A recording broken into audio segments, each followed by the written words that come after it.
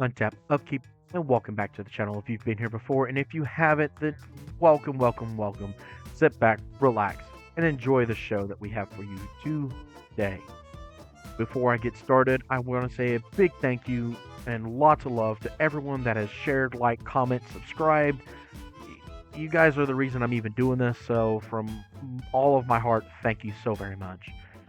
And we'll see where we go from there.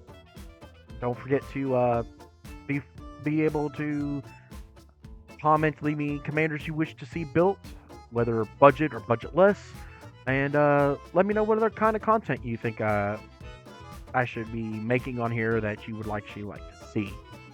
With all that said, let's dive into our episode for today. So, I have somebody new in Magic the Gathering that is trying to learn how to play, and this person doesn't really know what they like, what they don't like, because it's still so new. So, I figured I would do something, well, horrifyingly mean when you think about me in my area, but still kind of budget friendly and user friendly. So I think I have a very good balance here. So for today, we have Amalia, and I'm not even going to try to say the rest of the name because I'm actually going to butcher it. I'm terrible with names, but we'll just call her Amalia, okay? Okay, bear with me. So she's a 2 mana, 2/2 vampire scout that has Ward Hey 3 life, which, if you've never seen Ward, this is just a protective capability or ability on the card that says basically if you were trying to target her with like a murder, for instance, which is one black black destroy target creature. Unless you are willing to pay 3 life, it will not work. It will automatically counter said spell. So that is something to keep in mind for your opponents, because this is going to get pretty nasty for them. At least I think it will. So she's also got a really neat ability. So whenever you gain life, Amalia explores. Then destroy all other creatures if its power is exactly 20. So she is literally a board wipe on the board as long as she lives and her power gets to 20. So we have a built-in board wipe. Not as good as card draw, but still kind of interesting. And I actually did quite a bit of reading up on the rules for her. And once this ability starts to go, once her ability is on the stack and it's a go, there is no chance anybody gets to interact with this. So once, because this is her entire ability, so once you've gained life, you've explored, and you're going to blow up the whole world if her power is exactly 20, nobody gets a respawn to this. Not even we do. But that's okay. We kind of want our things to die. And I'm going to show you why. Before we go into our creature package, let's look at the only planeswalker we are running, and it's Sorin the Vengeful Bloodlord from War of the Spark. So for 2 black and white, we get a 4 loyalty planeswalker that says as long as it's your turn, creatures and planeswalkers you control have lifelink, which is really interesting because our +2 for Sorin is he deals 1 damage to a player or a planeswalker. So you can +2 him, he goes up to 6 loyalty, you shoot something or player, and you gain 1 life, which will immediately trigger Amalia. Great. He's also in here because you can -X and return target creature card with converted mana cost X from your graveyard to the battlefield. That creature is a vampire in addition to its other types. So we have some capability to be able to reanimate something that's a little bit on the bigger side, hopefully. I mean, we could even use it to reanimate our commander if we needed to. She started costing a lot of mana. Maybe she's died a couple of times, or whatever the situation is. So I thought Sorin would be a really nice piece to have in this deck. Moving on down the list, and you're going to see another reason why he's in this list and why it's very important that he is. So before I dive a little bit deeper into the deck, I want to say I kind of got this idea from one of these standard Orzhov 5-game decks that's going around. I thought this would be an absolutely hilarious deck to have. I'm running a different legendary creature than what they actually do. It's a new Orzhov creature from Aether Drift. I don't actually have it, and I plan on building this deck for said person. So I want to actually put cards that I actually own into this deck so that this person can actually get the feel for the deck and upgrade it however they feel needed. Probably with a lot of my help, but that's okay. And just for a random tidbit of information, we start doing well enough on the channel, that might be something that a patron class can do at a certain tier. I'm thinking of doing basically a live build video of a budget deck. I'll pick a random winner. You get to select the commander. We'll build the deck online, and I'll pay for it and ship it off. That's just an idea I'm having. Let me know if that's something that might be of interest to anybody out there. With all that said, let's now dive deeper into our creature package. So we're running Blood Artist, which is just a classic. Anytime him or, I guess I should say they, because one art it's a male, one in this art it's a female. I don't think it really matters. But whenever Blood Artist or another creature dies, target player loses 1 life, you get to gain 1 life, which again triggers our commander. Our Commando is just a simple 2-drop, 3/1 with flash, so we can flash this in, and then we can pay 1, sack it to destroy a creature, or not a creature, an artifact or an enchantment, so that's not bad either. This is one of the engines we have in the deck. This is Cliff Haven Vampire, so for 4 mana, 2 a black and a white, we get a flying 2/4 Vampire Warrior ally. The creature type really doesn't matter in this deck. It's just kind of a neat little, oh look, odd synergy kind of thing. But I don't believe there's really any synergy in the deck for the vampire capability. You could probably put it, but you don't need to. He's in here because whenever you gain life, each opponent loses 1 life. So every time we have an instance of life gain, we can make everybody lose that life too. Cruel Celebrant, another great card to have in this deck. Also, ironically, is a vampire, but whenever Cruel Celebrant or another creature, or even a planeswalker we control dies, each opponent will lose 1 life and you get to gain 1 life. Yeah, see? Some synergies here with our commander. Daxos, Blessed by the Sun, is another prize 2-drop creature. His defense is equal to the devotion to white we have, so at the very least, when you play him on turn 2, he will automatically be a 2/2 creature because our devotion will be 2 white mana. But he's in here primarily bleh, because whenever another creature you control enters the battlefield or dies, we get to gain 1 life. Again, triggering our commander. Distinguished Conjurer is another effect like this. So for 2 mana, we get a 1/2 that says whenever another creature enters the battlefield under your control, you get to gain 1 life. She also has the capability to pay a total of 5 mana, 4 and a white, to exile another target creature we control, then return it to the battlefield under its owner's control. We have to tap her to do it, but if for some reason we did not want to blow up the board, we can actually use her as long as she has been out or has haste to blink Amalia and just keep the train going if we absolutely felt like it. Lunarch Veteran is a reprint from the Innistrad Remaster set, and it does another effect where another creature enters under our control, gain a life. Life Creed Duo, same thing, but this one has flying, so it could be kind of handy. This is from the Vampire Precon deck. This is Alondra's Hierophant, and I thought it'd be really good in this deck. So whenever we gain life, put a 1/1 counter on this creature. And then whenever this creature dies, we get to create X 1/1 white vampire creature tokens with lifelink, where X is its power. So at any point in time, if this thing gets, I don't know, I would say upwards of 5 or more counters on it and it dies, we're pretty happy with that rate, actually. At least I would be. Every instance of life gain made her a 6/6. I mean, that's not bad. We also have Alondra herself, the Saint of Dusk. It's not the really good one, but it's pretty good in my opinion. And I thought about making this the commander, but I think Amalia has a little bit better synergy than Alondra here does. So for 4 mana, we get a Legendary Vampire Knight that's a 4/4, has lifelink, and hexproof from instances.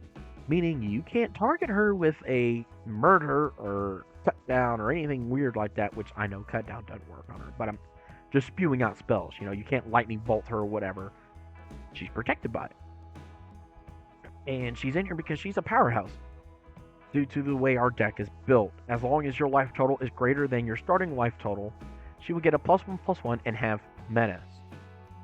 But she will also get an additional +5/+5 as long as your life total is at least 10 or greater than your starting life total.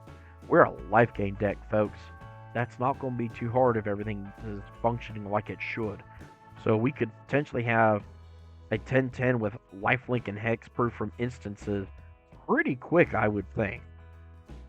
Next we have Elias Vilcor, the Sadistic Pilgrim. Again, another creature that would have been fun to have as the commander at the helm of this deck, but I think Amalia fits it better. It has Death Touch is a 2/2, and whenever another creature enters the battlefield under our control, we get to gain a life.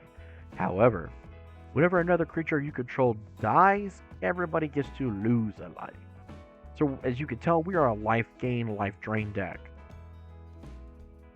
Dodge Detective, I thought would be really interesting because there's another element to this deck that I wanted to try and introduce based on the standard deck. Now it's harder because we don't have the 4 copies of everything to really have the synergy going, so we're kind of doing the best we can here. But Dodge Detective enters, we get to Surveil 2. And if you don't know what Surveil is, very simple. You look at the top 2 cards of your library, then put any number of them into your graveyard and the rest on the top of your library in any order. So you essentially can look and go, oh, there's 2 lands, I don't need more lands. Yeet, right to the graveyard you go.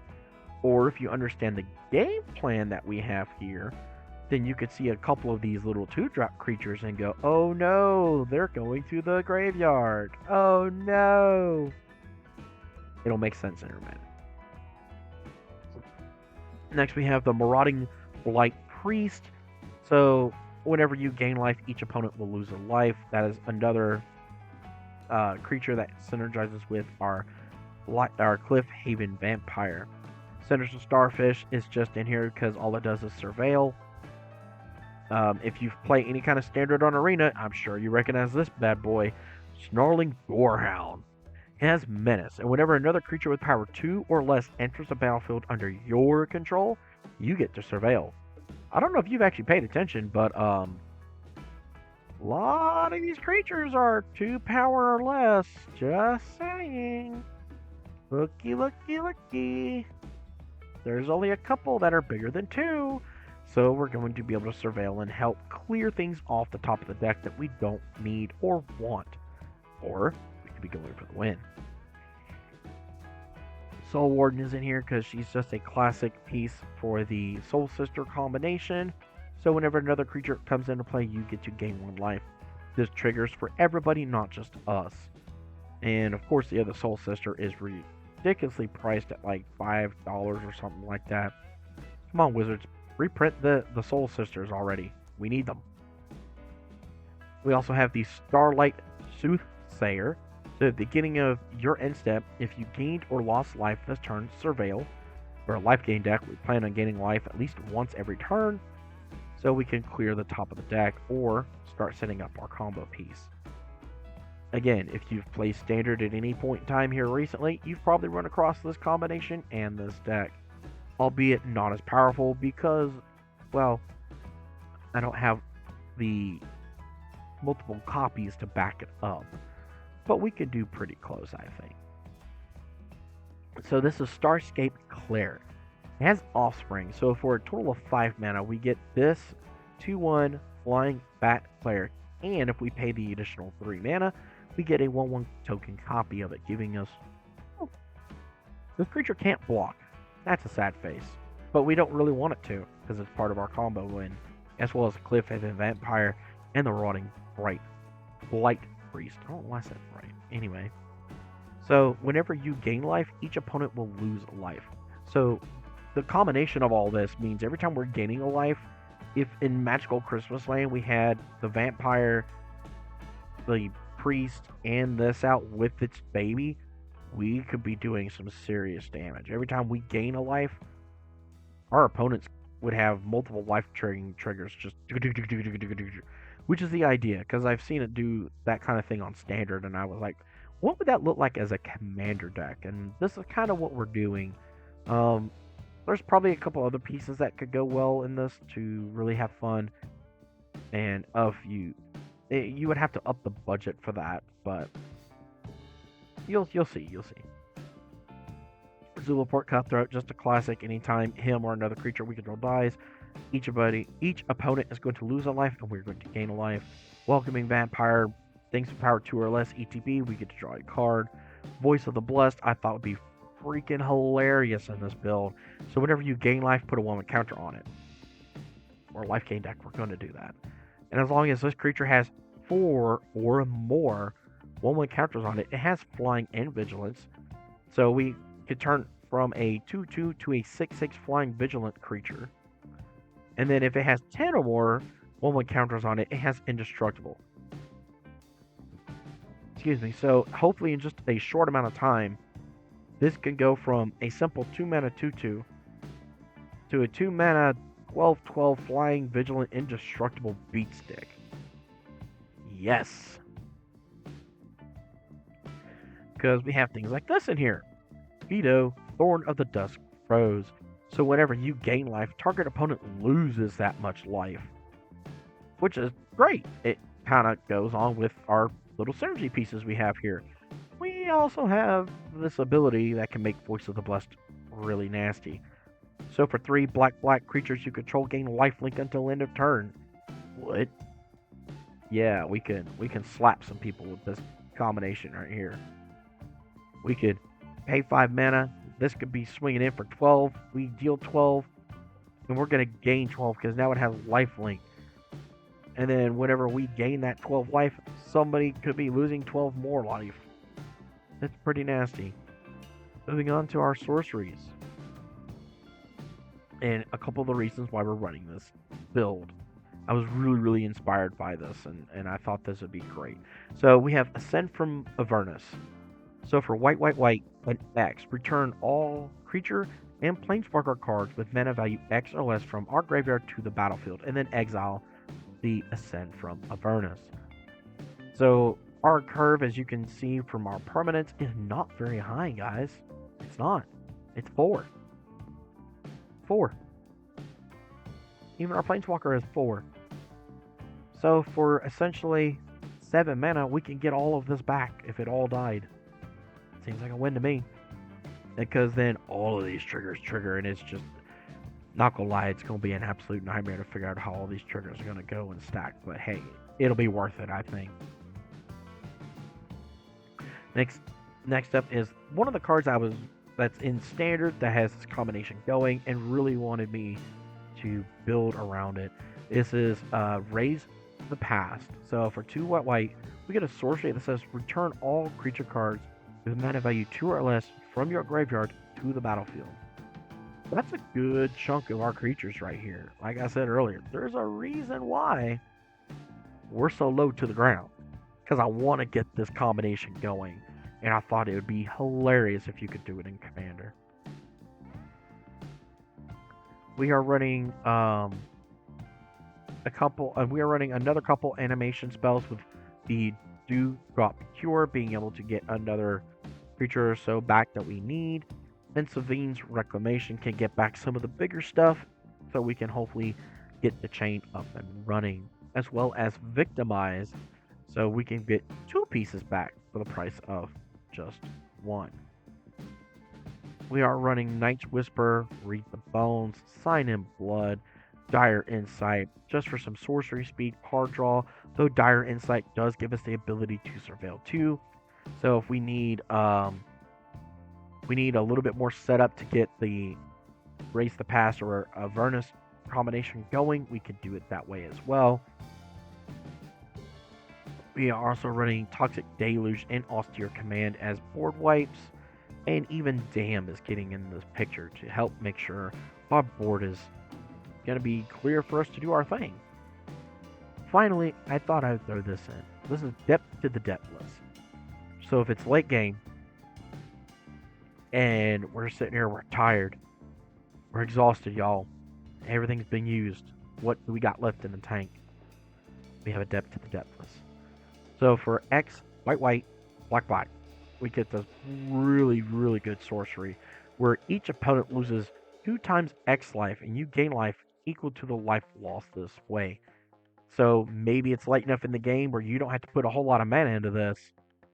Just remember, every X you put in is going to be double. So if you paid 5 mana, it's actually 2 life, and then 4 life, and 6 life. And I mean, you can see how this gets really dumb.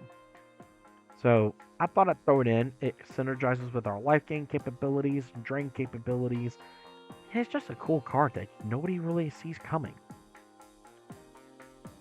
Moving on to our instances, we have a couple of pieces of spot removal, and a couple pieces of card draw. We have Consume Ashes, so we can exile target creature. If its mana value is 3 or less, we get to Surveil. It runs with our theme. Swords to Plowshares, it's a staple in just about any X-White card collection and any kind of commander deck that's X-White, exile target creature.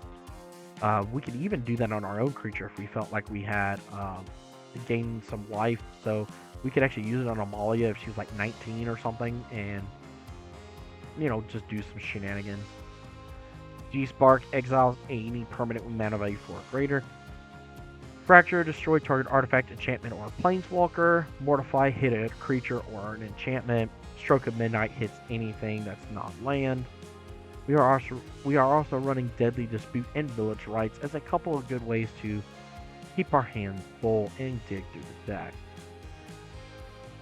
We have a couple of pretty typical mana rocks that you would see with the Signet, Soul Ring, Sphere, Belwar Stone, the Talisman, Thought Vessel, Mind Stone, Signet, Wayfarer's Bubble, and Prismatic Lens. There is, of course, the Swifties to the Booties, and another piece of card draw that synergizes really well with our life gain capability, the Will of Lost Dreams. So whenever you gain life, you may pay X mana, where X is less than or equal to the amount of life you gained, and then you get to draw that many cards. So if we gained 1 life, pay 1 mana, we draw a card, and so on and so on. I thought it'd be really, really good to have in this deck, because the synergies with it are just astronomical. Moving on to the next to last thing, we have our enchantment package. So we have Black Market Connection. Yes, it's one of the more pricey cards in the deck, but I felt it was very, very much needed. So at the beginning of our pre-combat main phase, choose 1 or more. We get to create a treasure token at the cost of 1 life, draw a card at the cost of 2 life, or make a body at the cost of 3 life. And I thought this would be a great synergy for the deck because we're supposed to be a life gain deck. We're supposed to have enough mana and enough life that it doesn't matter. We're really just wanting to keep our hand full, as full as we possibly can, and being able to trigger all of our life gain and just keep the board going. Blind Obedience is another enchantment that can help us in our gameplay because it slows down our opponents. So for 1 and a white, it also has Extort, which, by the way, Extort does not mean it can only be used in a white or black deck. It can be used in any deck that has this card, so keep that in mind. And the reason for it is, even though it has a white-black pip in the text box there, it is a reminder text, not an actual cost. And that's the difference in the form of commander. If it was an actual cost, then yes, it has to be a white and or black deck to be able to play this card. But because it's just a reminder text, you can play it in a white, blue, green deck, and you would be fine.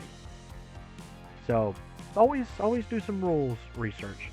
But anyways, the Blind Obedience allows us to slow our opponents down by saying artifacts and creatures your opponents control enter the battlefield tapped. Pretty nice. Dawn of Hope, another 2-drop enchantment. Whenever you gain life, you may pay 2 mana, and if we do, we get to draw a card.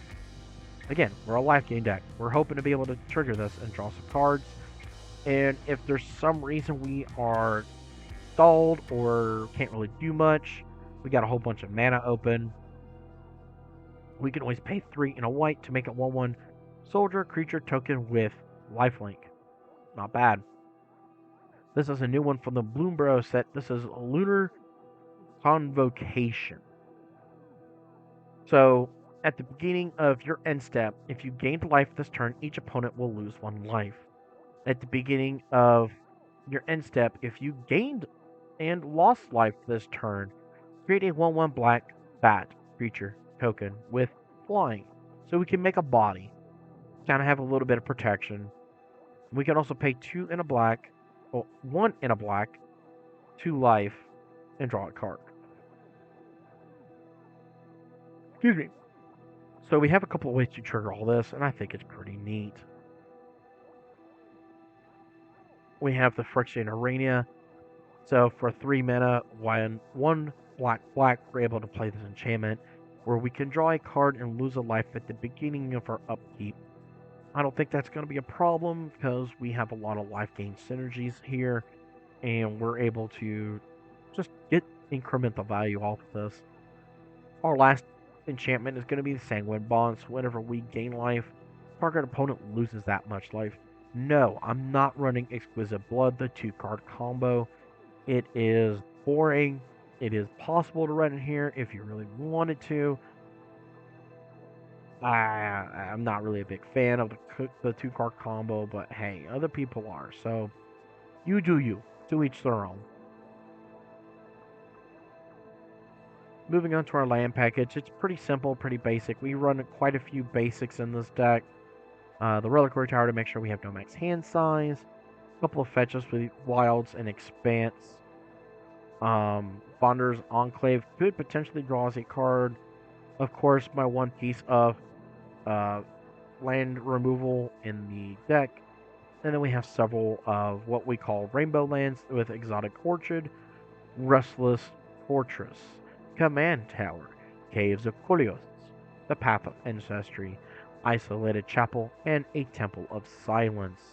So as far as a budget is concerned, these are probably not bad lands to have into the deck. Now, if you're trying to ratchet this deck up and really break the mold, of course, you could swap out these basic lands and whatnot and have probably a little bit more efficient of a mana base. And that would initially be it for the whole deck. So you can see our mana curve is really, really low. We have a lot of things that are at the 2 mana slot, which is fine. That's where I wanted it, especially based on the fact that we're trying to use Raise the Past to do some weird shenanigans and just basically go off. We're split pretty good as far as our mana base is concerned. I'm leaned a little bit more toward the white, and that might need some tweaking here and there. As you can see from our 37 mana base, we get quite a few lands in our opening hands. Pardon me. Like, this is actually a pretty solid hand, I think. So turn 1, I don't know, Terramorphic Expanse to go find probably a white source. No, look, we'd have another one. Well, wait a minute. This would be our draw for the turn. So Expanse to go find a black. So then the next turn, we draw God knows what. But we could play the Plains and get Blind Obedience up and running. And then next turn after that, get our commander. Which works great, because then here's the Hierophant. I mean, this could just snowball like crazy. We're average to get about almost 3 lands in our opening hand per game, which I believe is going to be pretty sweet. Again, we have a decent amount of ramp package going on here. We can get our commander out fairly quickly when we need to. We could also just play Alondra with the Well of Lost Dreams. So I think this is going to be a really, really fun deck for the person to use. Once they kind of get a little bit more used to how the deck synergizes and what we're trying to do, I think they're really, really going to have fun with this, guys. I really, really do. I mean, you can always come over here to the EDH recommendations, saying this is the other Soul Sister, this is Soul's Attendant. Would be fun to have in here. I do not and will not ever put Suture Priest in this deck. No, bad. And the reason why I believe it's bad is because just about any time you have this on the battlefield, and if you have somebody that's a fairly creature heavy deck, or worse, they're a token deck, you're going to die first. Because you're the person that's going to kill them, you're the person hurting them, trying to do their token strategy, they're going to gun for you first. I'd rather not make myself more of a problem than I already am. Path to Exile is a nice card to have in here as well. It's um, a little bit common, so you can have it in there. I don't know if we're gonna need it per se, so I didn't put it in. But Ult of the Archangel gives everything we have: Death Touch and Lifelink. The Bog exiles graveyards, of course. Dual land. Anguish and Making if you felt like upping the curve to or lowering the curve, depending on what you swap out. So just exile something. Authority of the Consuls makes all of our creatures our opponent's control enter the battlefield tapped. And whenever another creature enters under our opponent's control, we can gain 1 life. That's always good. Cleric class is always good. Whenever we gain life, put a 1 counter on a target creature we control. Heck yeah!